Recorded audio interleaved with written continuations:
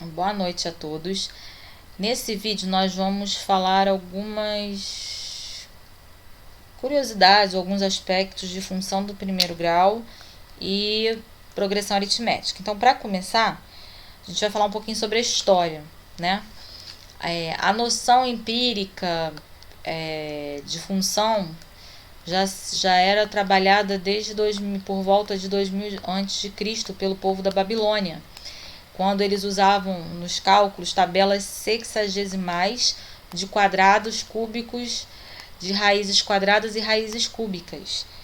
Nessas tábuas tinham relações funcionais que eram usadas por eles na astronomia para compreender a efemeridade do Sol, da Lua e de outros de planetas, né?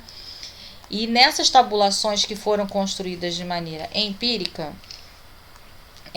elas mais tarde foram fundamento matemática para o desenvolvimento da astronomia. E nelas é possível encontrar a principal ideia envolvida no conceito de função, que é a relação funcional entre variáveis. Mais tarde, em Alexandria, né, os astrônomos usavam teoremas de geometria para montar essas tábuas de cordas. E elas eram equivalentes às tábuas dos senos, tá? E a mais antiga tábua de cordas que se sabe encontra-se em Almageste e é do astrônomo Cláudio Ptolomeu. E ele, nessas tábuas, a posição do Sol, da Lua e dos planetas variava de acordo com uma questão contínua e periódica, por meio de procedimentos que seguiam alguns padrões. Então a gente vê que a noção aí intuitiva ou empírica de função já era trabalhada desde 2000 a.C., mesmo que ainda não tivesse sido definida formalmente.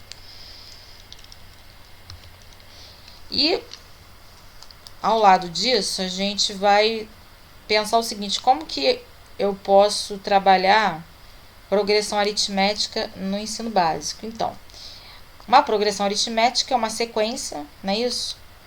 Na qual eu tenho uma sequência de números que o próximo número da sequência obedece a um padrão. É sempre a mesma razão, né?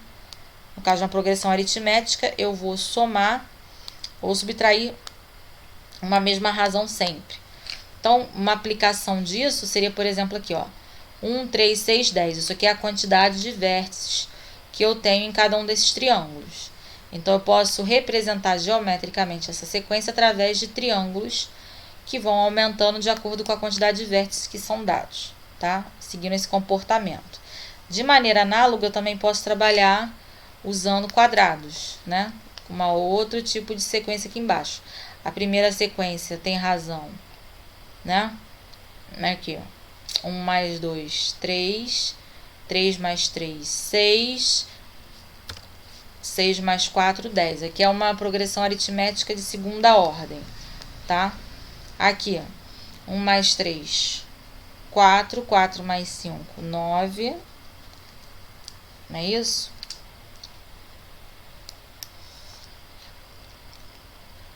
1 mais 9 mais 7, 16. Também uma PA de segunda ordem.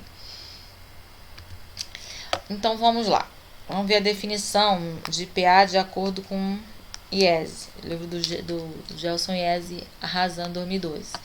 Então, a fórmula do termo geral de uma PA é dada por AN igual ao primeiro termo mais N menos 1, vezes a razão. E aí, usando a ideia de recorrência, a gente pode chegar na definição de um termo de uma PA. Olha aqui. Se o primeiro termo eu chamar de A1, a razão chamar de R e o índice de N, sendo qual é o termo que eu estou olhando, a gente tem o seguinte: A2 seria o segundo termo, ele é igual ao primeiro termo da PA mais a razão. O A3 é igual ao termo anterior, que seria o A2 mais a razão.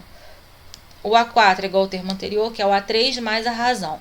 E seguindo esse pensamento, sucessivamente, eu tenho que o enésimo termo de uma razão é igual ao enésimo menos 1 mais a razão. Certo? Se eu somar essas igualdades, eu tenho A2 mais A3 mais A4 até mais AN, tá aqui. E do outro lado eu vou ter A1 mais A2 mais A3 mais até N, N menos 1 e R mais R mais R mais R, N menos 1 vezes, tá bom? Só que o que acontece? Essa parte aqui da soma, A2 mais A3 mais A4 até a N mais 1, ela se encontra em ambos os lados da igualdade.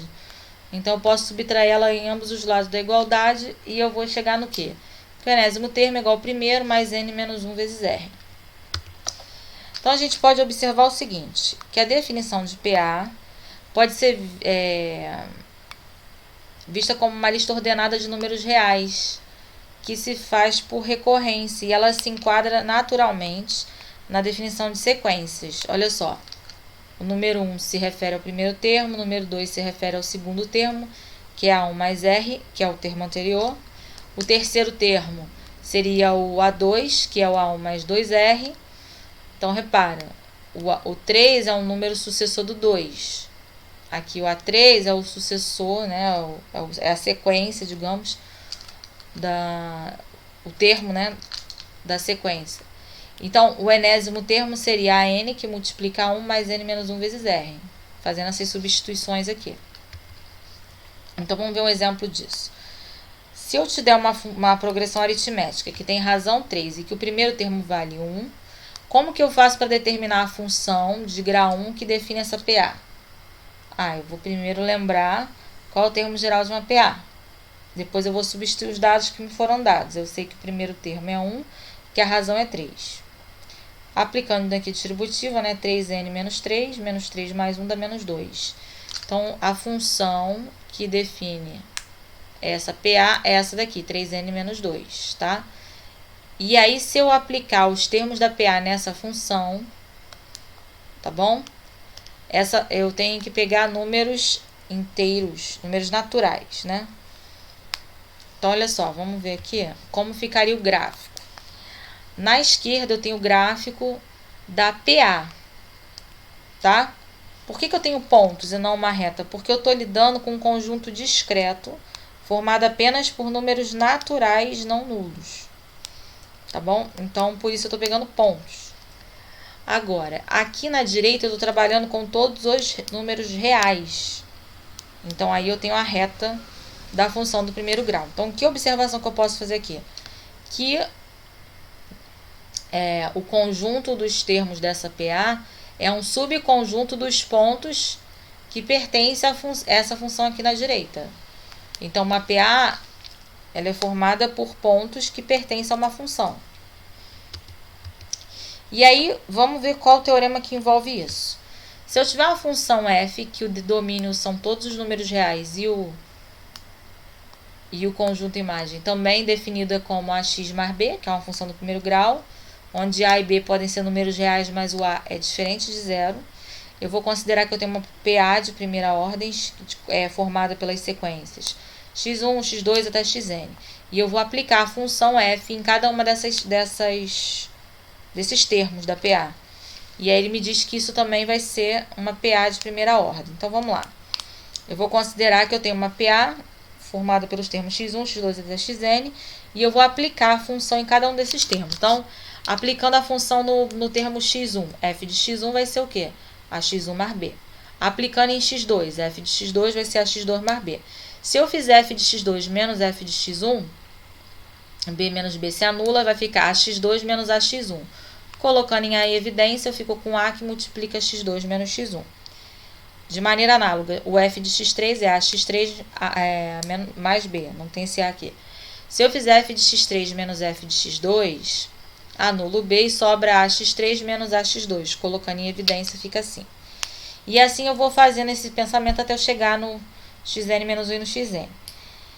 Repara que eu sei que x1, x2 até xn é uma PA. Se ela é uma PA, ela tem razão constante. Então, x2 menos x1 é igual a razão. x3 menos x2 é igual a razão. Até que xn menos 1 também é a razão. Então, eu posso substituir esses termos aqui pela razão. E eu vou ver que a diferença entre cada um deles sempre vai dar A vezes a razão da PA inicial.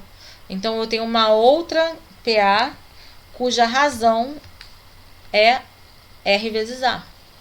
E ela também, então, ela caracteriza uma PA, certo? Só que de razão R vezes A. E agora nós vamos para o exercício, o exemplo, né? Ele diz o seguinte, que é dado uma função afim do modo ax mais b e uma PA formada pelas sequências x1, x2, xn e assim vai. E é para mostrar que essa sequência também é uma PA. Tá? Então uma função afim crescimos iguais em x corresponde a crescimos iguais em y. Então, se R é a razão da PA, então o termo geral é esse daqui, xn é igual a x1 mais n menos 1 vezes R. E aí eu tenho que lembrar que a lei de formação de uma função do primeiro grau é a x mais b, e eu vou aplicar isso no termo xn. Só que quem é xn? É esse aqui, primeiro termo mais n menos 1 vezes R. Então, eu vou substituir esse xn justamente por isso.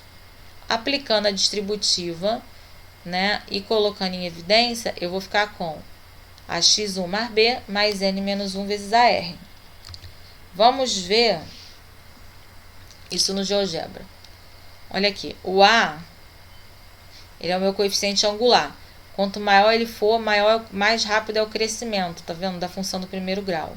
Se ele ficar igual a zero, eu deixo de ter uma função do primeiro grau e passo a ter uma função nula. Uma função constante, desculpa. E aqui, ó, se eu começo a pegar o a negativo, eu começo a ter uma função decrescente. Repara que conforme eu mexo no a, os pontos da PA em questão variam, tá vendo? Se o a aumenta, os termos também aumentam.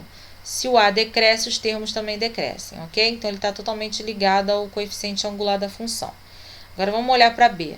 b é o coeficiente linear da função.